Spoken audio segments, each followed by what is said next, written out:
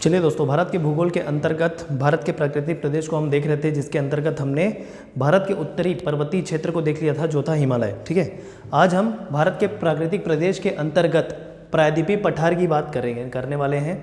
अच्छा, एक चीज़ समझ लीजिए कि ये प्राकृतिक प्रदेश होता क्या है, यह मैंने नहीं बताया था। तो प्राकृतिक प्रदेश मतलब प्राकृतिक रूप से जो देश के अलग अलग विभाजन किए गए हैं प्राकृतिक रूप से। जैसे हम प्रदेश के रूप में क्या समझते हैं, जैसे उत्तर प्रदेश हो गया, मध्य प्रदेश हो गया, छत्तीसगढ़ हो गया, झारखंड हो गया, राजस्थान हो गया, यह इस प्रकार से बनाए गए प्रदेश हैं। किस आधार पर? प्रशासनिक व्यवस्था के आधार पर। लेकिन प्राकृतिक रूप से या प्रकृति के द्वारा जो प्रदेश बनाए जाएंगे विभिन्न विशेषताओं के आधार पर, उनको प्राकृतिक प्रदेश कहते हैं। तो प्राकृतिक प्रदेश भारत के कितने कितने होंगे? एक देख लिया, उत्तर पर्वतीय क्षेत्र मतलब हिमालय। हिमालय के जस्ट नीचे एक आएगा गंगा का मैदान। ठीक है, इसकी एक अलग विशेषता है, हिमालय की अलग विशेषता है। और यह जो क्षेत्र है इस रेखा के नीचे, मतलब यह जो त्रिभुजाकार आकृति जो दिख रही है वह क्षेत्र प्रायद्वीपीय पठार कहलाता है। इसके अलावा छोटे छोटे बहुत सारे द्वीप समूह हैं, पश्चिम में भी और पूर्व में भी। तो इस प्रकार भारत के कुल 4 प्राकृतिक प्रदेश हम कह सकते हैं: हिमालय, गंगा का मैदान, प्रायद्वीपीय पठार और द्वीप समूह। ठीक है, तो प्राकृतिक रूप से बनाए गए यह प्रदेश है। चलिए, आज हम देखने वाले हैं प्रायद्वीपीय पठार। तो प्रायद्वीपीय पठार किस क्षेत्र को बोलेंगे, देखते जाइएगा। यह मैंने कल आपको बता दिया था हिमालय है। हिमालय के जस्ट नीचे जो मैदान वाला भाग पाया जाएगा, मतलब उस मैदानी क्षेत्र से जहां पर से गंगा नदी गुजरती है, जिस क्षेत्र से गंगा नदी गुजरती है और जहां पर मैदान पाया जाएगा वह पूरा का पूरा गंगा का मैदान कहलाएगा। ठीक है, मतलब बेसिकली उत्तराखंड से चालू करते हुए, उत्तराखंड से होते हुए गंगा नदी जो है मैदान में प्रवेश करते हुए उत्तर प्रदेश इस प्रकार से आगे अन्य राज्यों में प्रवेश करती है। तो उसके अंतर्गत आने वाले जितने भी मैदान हैं उसे गंगा या फिर गंगा यमुना का मैदान कहा जाता है। उसके नीचे वाले भाग को देखिए, यहाँ पर राजस्थान है, तो राजस्थान, उत्तर प्रदेश का कुछ भाग, ठीक, बिहार, झारखंड, पश्चिम बंगाल, उसके नीचे वाला भाग, मतलब ये सारे राज्य भी शामिल हैं, उसके नीचे आने वाले भाग को प्रायद्वीपीय पठार कहते हैं। ठीक, इसके बारे में कुछ विशेषता हम जानेंगे, देखते जाइएगा। सबसे पहले इसकी आकृति क्या है? त्रिभुजाकार, जो मैंने लिखा है। और एक और चीज कि भाई यह जो प्रायद्वीपीय पठार है यह भारत का सबसे प्राचीनतम भूखंड है। हिमालय के बारे में मैंने आपको बताया था कि यह नवीनतम भाग है भारत का, यह नवीनतम पर्वत श्रेणी है। गंगा का मैदान भी नवीनतम भाग है भारत का, लेकिन गंगा के मैदान के नीचे प्रायद्वीपीय पठार अन्य भारत जो है वह प्राचीनतम भूखंड है। क्यों? क्योंकि इस पठार के बारे में यह है कि यह जो पठार, यह जो भाग है, ठीक है, भारत का, यह नीचे से तैरता हुआ आके इस भाग से टकराया था। तो इस भाग को कहा जाता था गोंडवाना लैंड। इस भाग को क्या कहा जाता था? गोंडवाना लैंड। गोंडवाना लैंड ऊपर आके यूरेशिया प्लेट से टकराया, मतलब हिमालय के ऊपर वाला भाग, चाइना वाला भाग, तिब्बत वाला भाग यूरेशिया प्लेट से टकराया और उस वजह से, टकराने की वजह से हिमालय की उत्पत्ति हुई। क्लियर हुआ? तो यह तैरते तैरते तैरते जो प्रायद्वीपीय भाग है वो यूरेशिया में टकराया था, हिमालय की उत्पत्ति हुई। तो इस प्रकार हिमालय नवीनतम भाग, प्रायद्वीपीय पठार तो पहले से था, बस वो अपना स्थान चेंज करके इधर आया है, स्थान परिवर्तित करके इधर आया है। ठीक है, तो इस कारण इसे क्या कहा जाता है? गोंडवाना लैंड, इसका प्राचीनतम नाम, साथ ही साथ प्राचीनतम भूखंड है। और इसकी आकृति कैसे दिख रही है? मुख्य रूप से त्रिभुजाकार। ठीक, एक और चीज आप ये इस शब्द का मतलब समझ लीजिए कि प्रायद्वीप किसे कहते हैं? ऐसा द्वीप या ऐसा किसी भी स्थल का ऐसा भूभाग जो 3 ओर से समुद्र से घिरा हो उसे प्रायद्वीप कहते हैं। तो देखिए, यह गुजरात से ऐसा यहाँ तक है समुद्र सीमा, और ये पूरा पश्चिम बंगाल, ये ठीक है, यहाँ पर इधर बंगाल की खाड़ी है, इधर अरब सागर है, ठीक, और नीचे हिंद महासागर है भारत के दक्षिण में। बंगाल की खाड़ी, अरब सागर, हिंद महासागर, तीनों ओर से समुद्र से घिरा है। तो यह मुख्य भूभाग जो है, ठीक, क्या कहलाएगा? प्रायद्वीप भाग, प्रायद्वीपीय भाग भारत का। क्लियर है सारे कॉन्सेप्ट इसके पीछे? कौन कौन से राज्य? राजस्थान, गुजरात, महाराष्ट्र, फिर कर्नाटक, केरला, ये सारे भाग, मतलब उत्तर प्रदेश के कुछ भाग से लेकर नीचे वाले जितने भी राज्य आएंगे, मध्य प्रदेश हो, छत्तीसगढ़ हो, झारखंड हो, बिहार हो, उड़ीसा हो, इधर तमिलनाडु हो, ठीक है, यह सारे किसके अंतर्गत आ रहे हैं? प्रायद्वीपीय पठार के अंतर्गत आ रहे हैं। तो ये हो गया प्राकृतिक विभाजन किसका? प्रायद्वीपीय पठार का। आगे और बात करें, ये तो हिमालय है, यह हिमालय इस प्रकार से फैला हुआ है पूरा, ठीक। इस भूभाग को, किस भूभाग को? प्रायद्वीपीय पठार के भूभाग को दो भागों में हम बांट सकते हैं। एक हमने कर दिया मध्यवर्ती उच्च भूमि, मध्यवर्ती उच्च भूमि। अब देखिएगा, यह जो क्षेत्र है, यह जो क्षेत्र है पूरा ऐसा, यह जो क्षेत्र है, थोड़ा सा झारखंड भी ले लीजिए, ये वाला जो क्षेत्र, इस क्षेत्र में आने वाले जितने भी पर्वत श्रेणियां होंगी उसको किसके अंतर्गत रखा गया है? मध्यवर्ती उच्च भूमि के अंतर्गत रखा गया है। तो यहां पर राजस्थान आएगा सबसे पहले, और राजस्थान अगर आएगा तो उसमें एक पर्वत श्रेणी का नाम आपको याद रखना है, और वो है अरावली पर्वत श्रेणी, ठीक। आगे बात करें, यहीं पर राजस्थान में ही एक्सपांशन है किसका? किसका विस्तार है? मालवा का पठार का। मालवा का पठार के पूर्व में, उत्तर पूर्व में बुंदेलखंड का पठार, ठीक, और साथ में ये तीनों बुंदेलखंड, विंध्याचल और बघेलखंड का पठार लगा हुआ है। किसके पूर्व में? मालवा के पठार के पूर्व में, इधर तरफ, मतलब ये लाइन से फैले हुए हैं। अगर मालवा का पठार इधर है तो बुंदेलखंड, विंध्य तो काफी बड़ा है, और ये पर पूर्वी बघेलखंड का पठार, इस प्रकार से ये फैला हुआ है।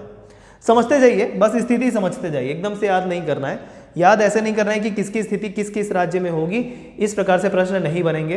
एक रफ आपको आइडिया, एक मोटा मोटी आइडिया आपको होनी चाहिए, इतना बस आप ध्यान रखें, ठीक है। तो मालवा का पठार बोले अरावली, अरावली पर्वत श्रेणी राजस्थान का भाग है, ठीक। बुंदेलखंड का पठार, विंध्याचल पठार, पूर्वी बघेलखंड का पठार, बघेलखंड का पठार। तो यह सारे पूर्व में आ रहे हैं, मतलब बुंदेलखंड के पूर्व में विंध्याचल आएगा, बघेलखंड आएगा, सॉरी माफ कीजिएगा, मालवा पठार के पूर्व में बुंदेलखंड, विंध्याचल, बघेलखंड आएगा, ठीक है। और सबसे इधर क्या? मालवा का पठार। स्थिति क्लियर हो गई। छोटा नागपुर का पठार याद रखेंगे, यह वाला जो भाग है, यह वाला जो भाग है छोटा नागपुर का पठार आएगा, जिसके अंतर्गत मुख्य जो राज्य कवर करता है वो है झारखंड, ठीक है। झारखंड से लेकर छत्तीसगढ़ में भी इसका भाग है, मतलब महानदी छत्तीसगढ़ में बहती है, उड़ीसा में जाती है, उसके उत्तर भाग में छोटा नागपुर शुरुआत होती है और कहाँ तक जाती है? झारखंड में। तो ये छोटा नागपुर का पठार, ठीक है। मेघालय पठार की बात करें तो यह वाला जो क्षेत्र है, यह मेघालय है, मतलब उत्तर पूर्व राज्य है हमारा, ठीक, मेघालय। तो यहाँ पर पाए जाने वाले पठार को क्या कहेंगे? मेघालय पठार, ठीक है। तो ये हो गए क्या? मध्यवर्ती उच्च भूमि की स्थिति। मैप के थ्रू मैंने बताने की कोशिश की, स्थिति बस समझ जाइए आप, ठीक है। चलिए, अब जैसा कि मैंने बताया था, राजस्थान में एक बहुत ही महत्वपूर्ण और सबसे प्राचीनतम पर्वत श्रेणी जो है वो है अरावली पर्वत श्रेणी, जिसके बारे में मैंने नीचे लिखा हुआ है, ये यहाँ पर, ठीक है। देखिए, संसार की सबसे पुरानी पर्वत श्रेणी अरावली होगी, संसार की, भारत की भी नहीं, संसार की सबसे पुरानी पर्वत श्रेणी अरावली है। देखिए, यह भूभाग है, ये तो प्राचीनतम है, ये तो पहले से बना हुआ था, जो तैरते हुए आके इस भाग से टकराया, तब हिमालय की उत्पत्ति हुई। मतलब इस भूभाग में पहले से पर्वत श्रेणियां रही होंगी, मतलब इस प्रायद्वीपीय भाग में पाए जाने वाली पर्वत श्रेणियां सबसे प्राचीनतम होंगी। उसमें भी सबसे प्राचीनतम अगर बात करें तो राजस्थान में पाए जाने वाली अरावली पर्वत श्रेणी संसार की सबसे प्राचीनतम पर्वत श्रेणी होगी। अरावली का जो सर्वोच्च शिखर है, यहाँ से भी प्रश्न बनते हैं कि किसी भी पर्वत श्रेणी का सर्वोच्च शिखर कौन सा है, प्रश्न बनते हैं। अरावली का सर्वोच्च शिखर जो है उसको बोलेंगे गुरु शिखर। हाइट इतनी याद करने की जरूरत नहीं है, लेकिन फिर भी आप देख लीजिए 1722 मीटर गुरु शिखर आपको याद रखना है अरावली से संबंधित। अरावली से संबंधित एक और पर्वत श्रेणी है जिसको हम जानते हैं, स्कूल में पढ़ा होगा, नाम भी सुना होगा काफी बार, माउंट आबू, ठीक है। अरावली पर्वत श्रेणी का ही एक शिखर है माउंट आबू, और इसमें जैन तीर्थ स्थल है दिलवाड़ा, दिलवाड़ा जैन मंदिर, दिलवाड़ा जैन मंदिर, ठीक है। यह हो गया मध्यवर्ती उच्च भूमि और उसकी स्थिति इस वाले पूरे भूभाग में, ठीक। आगे हम आते हैं दक्कन का पठार, मतलब इस क्षेत्र को छोड़कर जो नीचे वाला भाग होगा, ठीक, बेसिकली कहाँ से, गुजरात के इस हिस्से से या महाराष्ट्र के इस हिस्से से, मध्य प्रदेश का कुछ भाग, छत्तीसगढ़ का कुछ भाग और ये झारखंड का दक्षिणी भाग वाला जो ये नीचे वाला क्षेत्र है, ये क्या कहलाएगा, दक्कन या डेक्कन का पठार वाला भाग। रेफरेंस लेते चलिए, गुजरात का उत्तरी भाग, मध्य प्रदेश का उत्तरी भाग, छत्तीसगढ़ का उत्तरी भाग मध्यवर्ती उच्च भूमि के अंतर्गत आएगा। लेकिन इन्हीं सभी राज्यों के दक्षिणी भाग दक्कन पठार के अंतर्गत आएंगे। ठीक है, तो मोटे मोटे तौर पर आपको राज्य पता होने चाहिए, प्रश्न नहीं बनेगा लेकिन। ठीक, तो ये हो गया दक्कन का पठार। अब देखिए इसके अंतर्गत आने वाले कौन कौन से मुख्य पर्वत श्रेणियां या पठार आते हैं। सतपुड़ा श्रेणी, सतपुड़ा श्रेणी। अब देखिए सतपुड़ा और विंध्याचल में क्या डिफरेंस है। दोनों एक समानांतर पर्वत श्रेणियां हैं, विंध्याचल और सतपुड़ा दोनों समानांतर पर्वत श्रेणियां हैं। विंध्याचल गुजरात से चालू होकर पूरे झारखंड तक जाती है, कंटिन्यूअस फॉर्म में नहीं है, लगातार नहीं है, बीच बीच में इसमें गैप भी है। ठीक है, लेकिन हम मोटे मोटे तौर पर अगर एक्सप्लेनेशन के तौर पे देखें तो गुजरात से लेकर झारखंड तक जाता है कौन, विंध्य श्रेणी या विंध्याचल श्रेणी। उसी के पैरेलल थोड़ा नीचे आएगा सतपुड़ा, सतपुड़ा, और ये है विंध्याचल, विंध्याचल श्रेणी। दोनों समानांतर पर्वत श्रेणियां हैं। ठीक है, तो विंध्याचल के दक्षिण में कौन, सतपुड़ा। इस कारण सतपुड़ा को दक्कन के पठार के अंतर्गत आता है वो भाग। महाराष्ट्र पठार आएगा, मतलब महाराष्ट्र राज्य है, मतलब जितने भी राज्य आएंगे उस राज्य से संबंधित पठार आएंगे, चाहे वो महाराष्ट्र पठार हो, तेलंगाना पठार हो, आंध्र प्रदेश या उड़ीसा पठार हो, कुछ भी, है ना। महानदी बेसिन, महानदी बेसिन का बोलने का मतलब है कि छत्तीसगढ़ से उद्गम होकर महानदी का कहाँ जाता है, उड़ीसा की तरफ, तो उसके अंतर्गत आने वाले जितने भी मैदानी भाग हैं महानदी बेसिन के अंतर्गत आएंगे। उड़ीसा उच्च भूमि, उड़ीसा के अंतर्गत आने वाली उच्च भूमि। दंडकारण्य, दंडकारण्य किसको बोलते हैं, छत्तीसगढ़ के दक्षिणी भाग और आंध्र प्रदेश के उत्तरी भाग को दंडकारण्य प्रदेश कहा जाता है। पश्चिमी घाट, देखिए पश्चिमी घाट, ये महाराष्ट्र से चालू होके पूरा केरल तक, यह जो तटीय क्षेत्र में पर्वत श्रेणियां या घाटियां पाई जाएंगी उसको कहा जाता है पश्चिमी घाट। ठीक है, पश्चिम की तरफ है। पूर्वी घाट उड़ीसा से लेके, उड़ीसा के दक्षिण भाग से लेकर पूरा तमिलनाडु तक जाएगा।